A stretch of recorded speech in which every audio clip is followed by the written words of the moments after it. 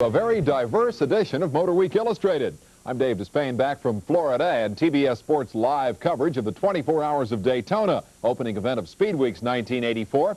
This week, stock cars displaced the Camel GT machines at Daytona, and we'll have both those stories in this report.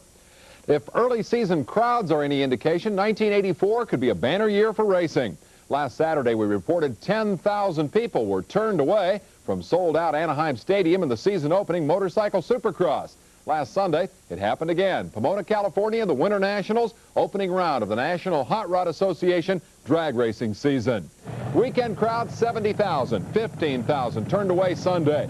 Shirley Muldowney, the sport's only three-time Top Fuel champ, looking to regain her supremacy, meets her old rival, Don Big Daddy Garlitz, in the second round.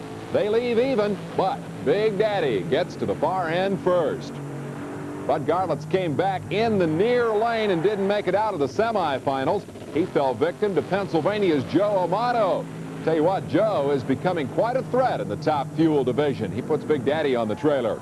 Top Fuel final, Amato against Californian Gary Ormsby. Far lane, a little faster all day. That could have been the key. Ormsby wins his first national. Margin of victory, 8/1,000ths of a second. The Pro Stock final pitted Frank Iaconio and defending national champ Lee Shepard for the 10th time in their careers. Shepard advanced when Bob Glidden in the far lane broke his 711 back factory Ford in the semis. It's a Shepard cakewalk on into the finals. Iaconio's semi just as easy. Warren Johnson near lane, red lights in his factory Oldsmobile. He's disqualified, and that sets up a great Pro Stock finale. Shepard, smoking up the far lane, has won 7 of 9 previous meetings with Iaconio. He raised that impressive statistic to 8 out of 10 with this picture-perfect run. Now, this is a good race. Watch him down through. It ends with Shepard's 26th career national victory. And with Pro Stock out of the way, we move on now to the funny car division. Most of the big names fell by the wayside early, like Don the Snake Prudhomme. He broke during this second round burnout, while old John Forrest was lighting up the far lane. With the 4-time national funny car champion on the sideline, the finale pitted Michigan's Tim Gross in his unique 84 Corvette funny against Al Segrini in the green Pontiac Trans Am. Segrini won this race back in 1982. He was out to make it 2 wins in 3 years in a class that's rapidly approaching Top Fuel for speed and time. But take a look at this action. Final off the line. Segrini with the hole shot. He's pulling away when suddenly, bang, a blown engine knocks him into Gross's lane. Watch the replay. Note that Segrini crossed the finish line before he went over the center line. He wins the race the hard way. He can use the money to buy a new motor. Well, attendance records have also fallen at the Copper World Classic and the 24 Hours of Daytona. And we'll have those stories as MotorWeek 24 Hours of Daytona, this hemisphere's premier sports car race, kicked off the 1984 IMSA Camel GT season.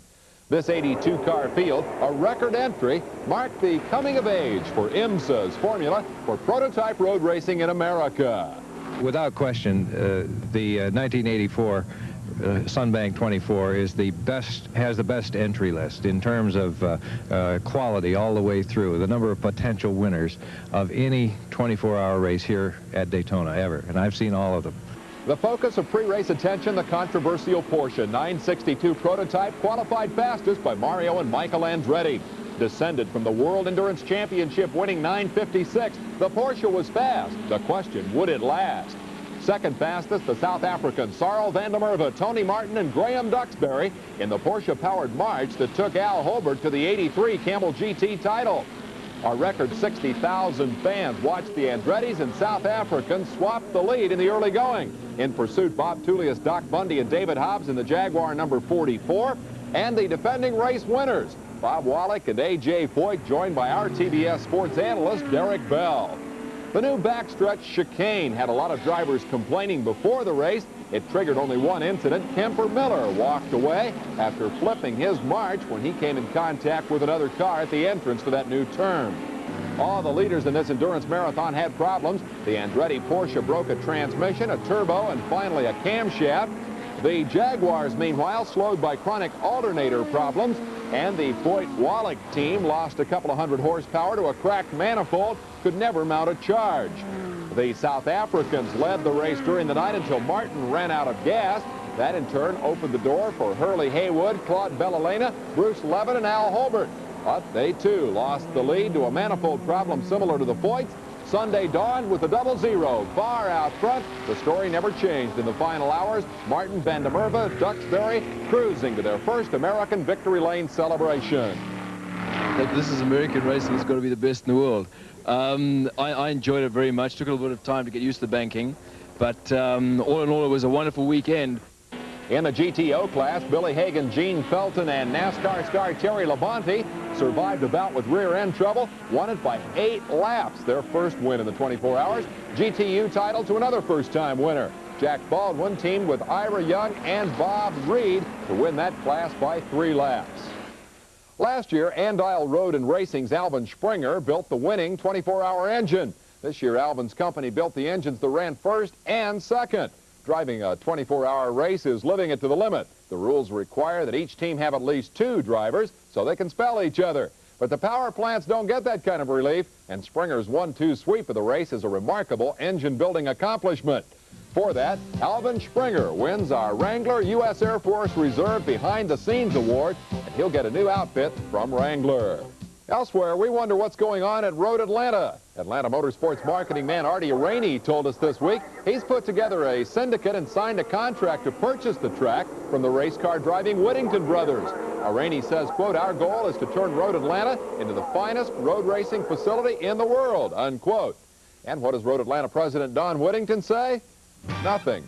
Don's not returning our phone call. Racing season opened with the Skull Bandits Copper World Classic. Last Sunday, Phoenix International Raceway sold out for this unique quadruple header. Most everywhere else, these are called super modifieds, but in Phoenix, they're classed as roadsters. We call them fast. IndyCar vet George Snyder took the pole over 130 miles an hour. But George fell victim to the charge of Ohio's Doug Saunier in the blue roadster.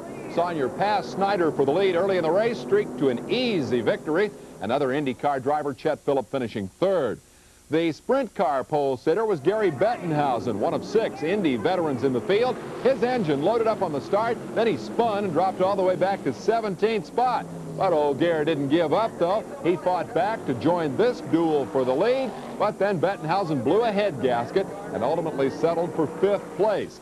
Ken Hamilton came home the winner. Schrader, meanwhile, is a USAC national champion down there in 4th spot. Now the 50-lap stock car feature. Newly crowned Winston Cup champ Bobby Allison, number 22, battling with Jim Thurkettle. Bobby will go just about anywhere to race a stock car. Traded the early lead with the West Coast ace who won the race a year ago. The field also included Don Whittington, past 24 Hours of Le Mans winner. Despite this early spin, Whittington came back to finish 8th. Big crash stopped the race. Halfway, Thurkettle chose to change tires under the red flag. Now, as required by the rules, he went to the back of the pack at the restart, but in just 6 laps, that fresh rubber helped catapult Thurkettle back into the lead.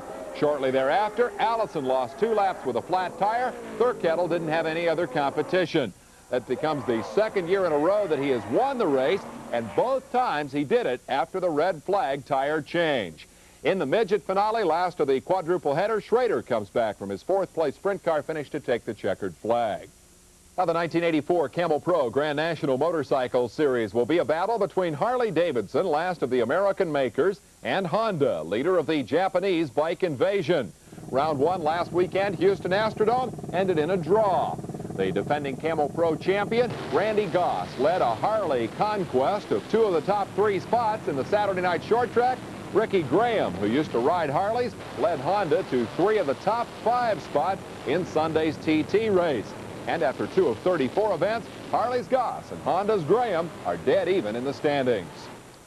Now we go to the first of a 2-part series on a flood that threatens to end forever the land speed record runs at the Bonneville Salt Flats. Here's MotorWeek contributing editor Jerry Garrett. This is Utah's state capitol building. A few miles west of here is the Great Salt Lake, which is flooding at unprecedented levels thanks to recent years of record rain and snowfall. Utah's lawmakers are debating some fantastic solutions to this flooding. One includes detonating some huge explosive device in the center of the lake to suck water into the blast crater like a giant bathtub drain. Other solutions are less bizarre, like pumping excess lake water into a barren desert to the west. Something has to be done, though. Flooding threatens thousands of acres of land, houses, businesses, recreational areas, and, of interest to motorsports fans, the famed Bonneville Salt Flats racecourse.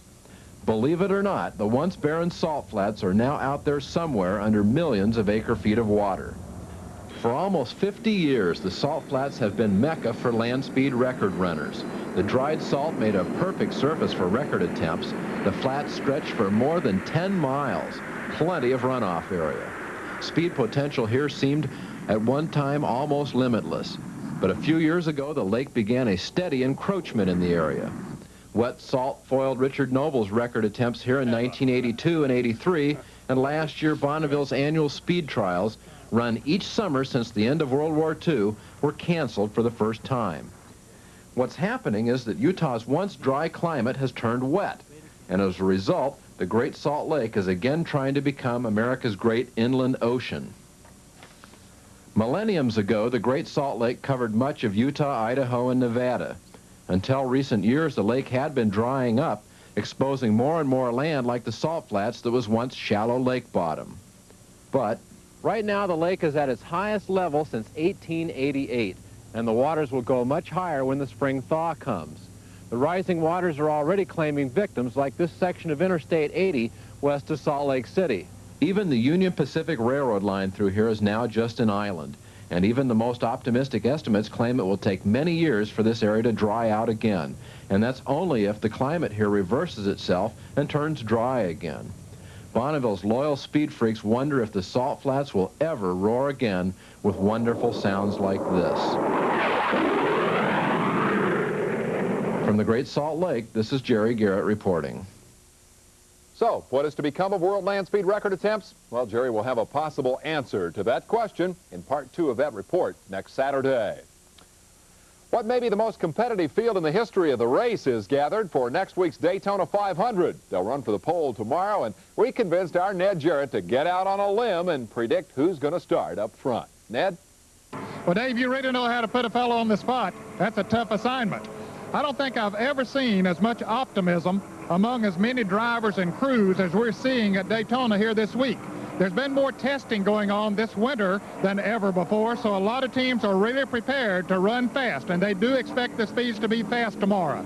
But you can't leave out Cale Yarborough, who's driving the Waddell Wilson prepared car. They've won 5 of the last 6 poles here, so they've got to be favored. But I'll tell you, I got another favorite too, and that's Benny Parsons in a Leo Jackson prepared car. Don't be surprised if he's not the fella that upsets Cale Yarborough.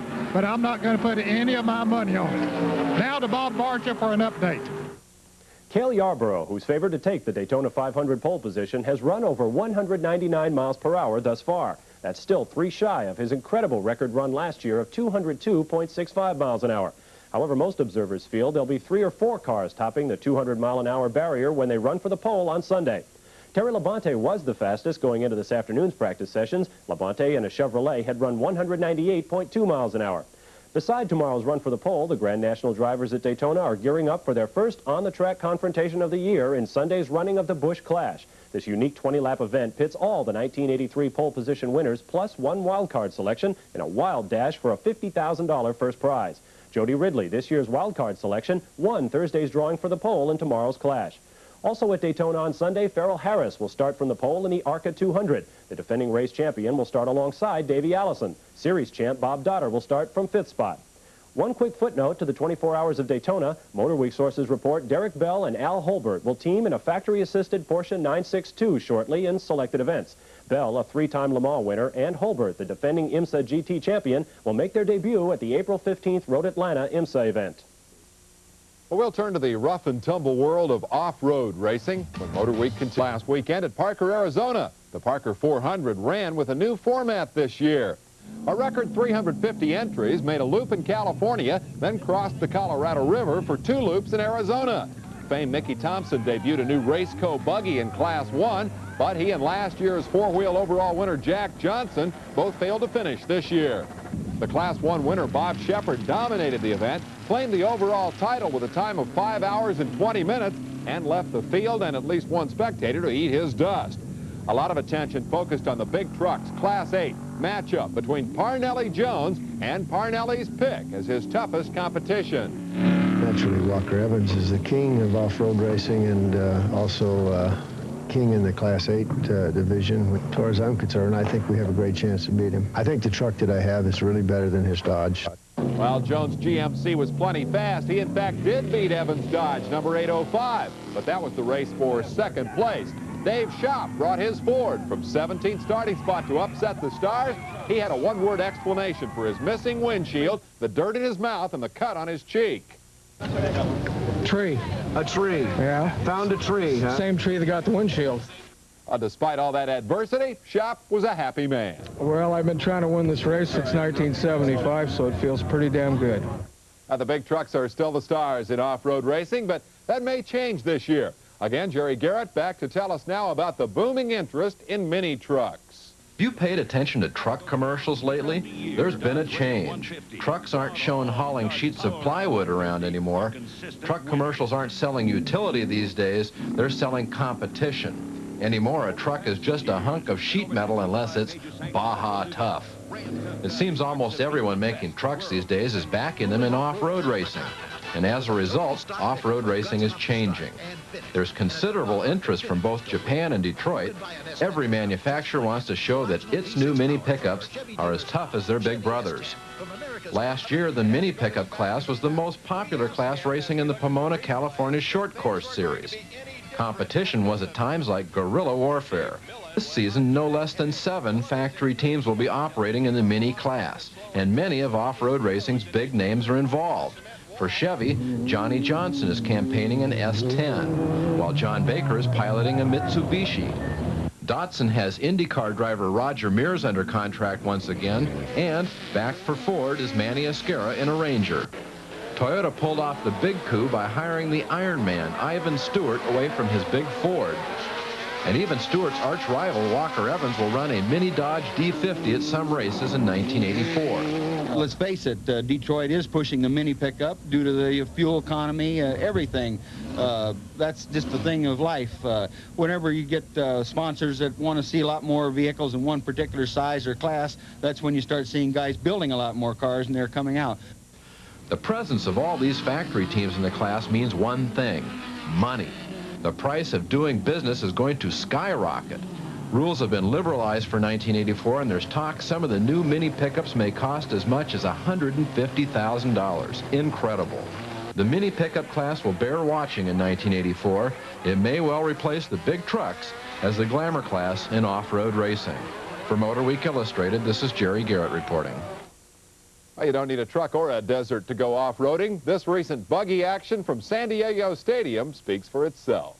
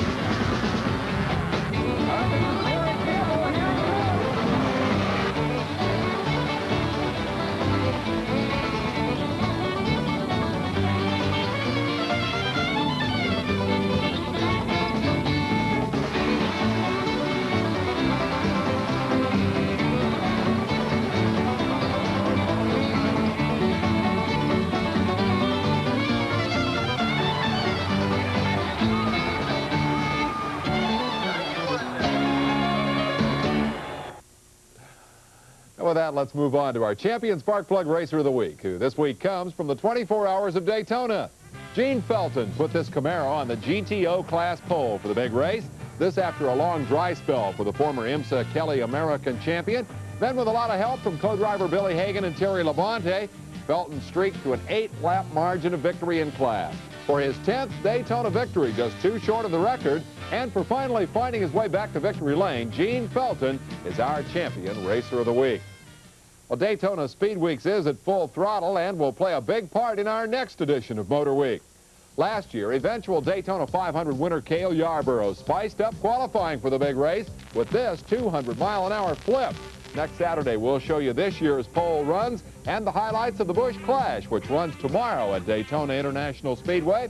Far from the Florida sunshine, last big snowmobile race of the year from Valcourt, Quebec, Canada. And from the West Coast, we'll see the stars of Supercross gathered for their richest race of the year, the $50,000 Wrangler Dash at the Seattle Kingdome. And we'll also bring you part 2 of Jerry Garrett's special report on the demise of the Bonneville Salt Flats.